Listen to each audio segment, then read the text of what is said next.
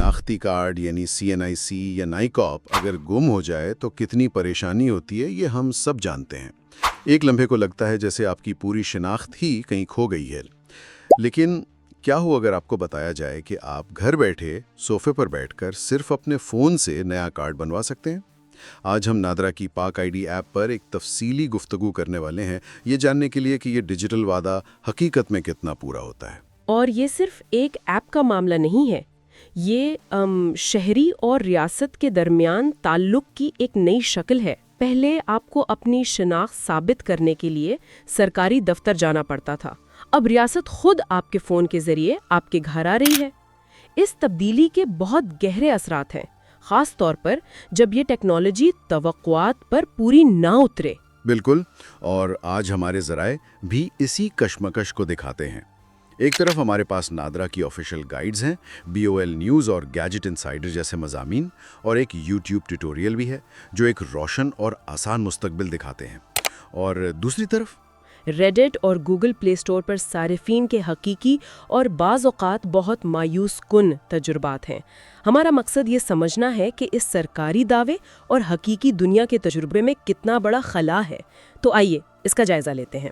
نادرا نے اعلان کیا کہ شہری اب پاک آئی ڈی موبائل ایپ سے گھر بیٹھے اپنا گمشدہ CNIC یا NICOP دوبارہ پرنٹ کروا سکتے ہیں۔ ذرائع کے مطابق یہ عمل کافی سیدھا سادہ لگتا ہے۔ ایپ انسٹال کریں، اکاؤنٹ بنائیں اور لاگ ان کریں۔ یہاں تک تو سب ٹھیک ہے، یہ کسی بھی ماڈرن ایپ کا آپ سمجھیں معیاری آغاز ہے۔ اس کے بعد آپ آئی ڈی ڈاکیومنٹ سیکشن میں جا کر آئی ڈی کارڈ کا انتخاب کرتے ہیں۔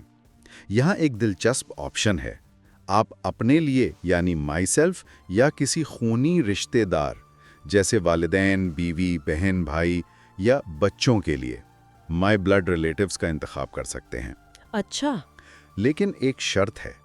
شرط یہ ہے کہ درخواست کے وقت وہ رشتہ دار آپ کے ساتھ جسمانی طور پر موجود ہوں۔ اور یہ شرط اہم ہے کیونکہ اس کا تعلق بائیو میٹرک تصدیق سے ہے۔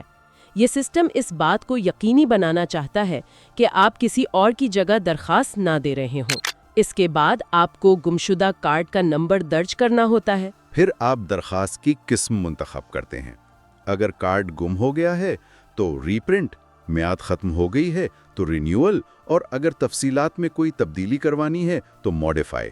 اس کے بعد آپ کارڈ کی ڈیلیوری کا پتہ منتخب کرتے ہیں، مستقل پتہ، موجودہ پتہ یا کوئی اور پتہ۔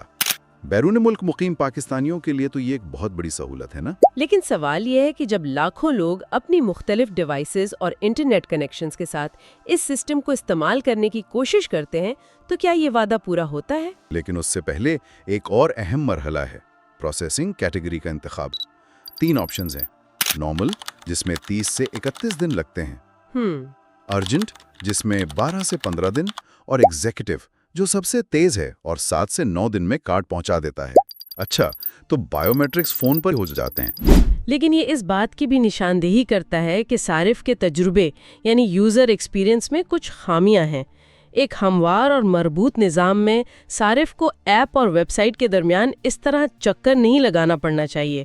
یہ ایک ورک اراؤنڈ ہے، فیچر نہیں۔ یہ ظاہر کرتا ہے کہ سسٹم کو ٹکڑوں میں بنایا گیا ہے۔ بالکل۔ آخر میں ادائیگی کا مرحلہ آتا ہے۔ درخواست کی منظوری کے بعد پے ناؤ کا آپشن ظاہر ہوتا ہے۔ CNIC کی فیس سہولت جیسے جیز کیش یا ایزی پیسہ یا پھر کارڈ سے ادا کی جا سکتی ہے۔ ٹھیک۔ لیکن NICOP کی فیس صرف ڈیبٹ یا کریڈٹ کارڈ سے ہی ادا ہوتی ہے۔ تو کاغذ پر یہ عمل واقعی بہت متاثر کن، جدید اور آسان لگتا ہے۔ کاغذ پر تو سب کچھ بہترین لگتا ہے، لیکن اصل امتحان تب ہوتا ہے جب یہ ٹیکنالوجی لاکھوں صارفین کے ہاتھوں میں پہنچتی ہے، اور جیسا کہ آپ کے ذرائع بتاتے ہیں وہاں کہانی بالکل مختلف ہے۔ بالکل یہی۔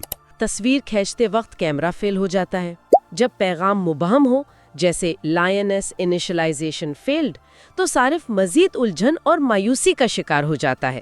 اسے لگتا ہے کہ غلطی اس کی نہیں، سسٹم کی ہے، اور وہ بے بس ہے۔ لیکن عملی طور پر جیسا کہ صارفین کے تجربات سے ظاہر ہے، تکنیکی خرابیوں، مبہم ہدایات اور ناکافی کسٹمر سپورٹ کی وجہ سے صارفین کو شدید مایوسی کا سامنا ہے۔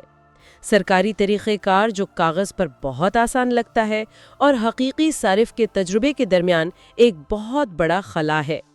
یہ ایک ایسے خوبصورت پل کی طرح ہے جو بنایا تو گیا ہے لیکن اس کے دونوں سرے زمین سے نہیں جڑتے۔